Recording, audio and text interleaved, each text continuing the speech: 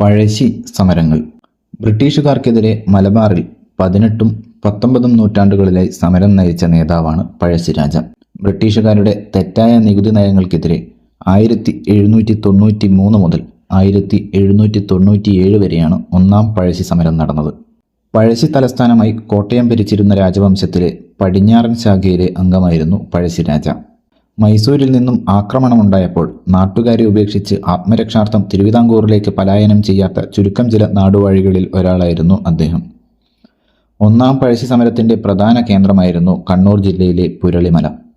നാലാം മൈസൂർ യുദ്ധം ആരംഭിച്ചത് കാരണം ബ്രിട്ടീഷുകാർ പഴശ്ശിരാജാവുമായി താൽക്കാലികമായ ഒരു സന്ധിയുണ്ടാക്കി. ഒന്നാം സമരം അവസാനിപ്പിക്കാൻ ഇടനിലക്കാരനായി നിന്നത് ചിറക്കൽ രാജാവാണ്. രണ്ടാം പഴശ്ശി സമരം നടക്കുന്നത് 1800 മുതൽ 1805 വരെയുള്ള കാലഘട്ടത്തിലാണ്. ബ്രിട്ടീഷുകാർ വയനാട് പിടിച്ചെടുക്കാൻ ശ്രമിച്ചതായിരുന്നു ഇതിന് കാരണം. പഴശ്ശിയുടെ നായർ പടത്തലവനാണ് എടച്ചേന കുങ്കൻ. പഴശ്ശി യുദ്ധത്തിന് സഹായിച്ച കുറിച്യ നേതാവാണ് തലയ്ക്കൽ ചന്തു. പഴശ്ശി കലാപത്തെ അമർച്ച ചെയ്യാനായി ബ്രിട്ടീഷുകാർ നിയമിച്ച സൈന്യാധിപനാണ് ആർതർ വെല്ലസ്ലി. പഴശ്ശിയെ വധിക്കാൻ ഉത്തരവിട്ട തലശ്ശേരി സബ് കളക്ടറാണ് തോമസ് ഹാർവേ ബാബർ.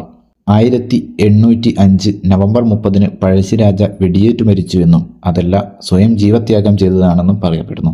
പഴശ്ശിരാജയെ കേരള സിംഹം എന്ന് വിശേഷിപ്പിച്ചത് സർദാർ KM പണിക്കറാണ്.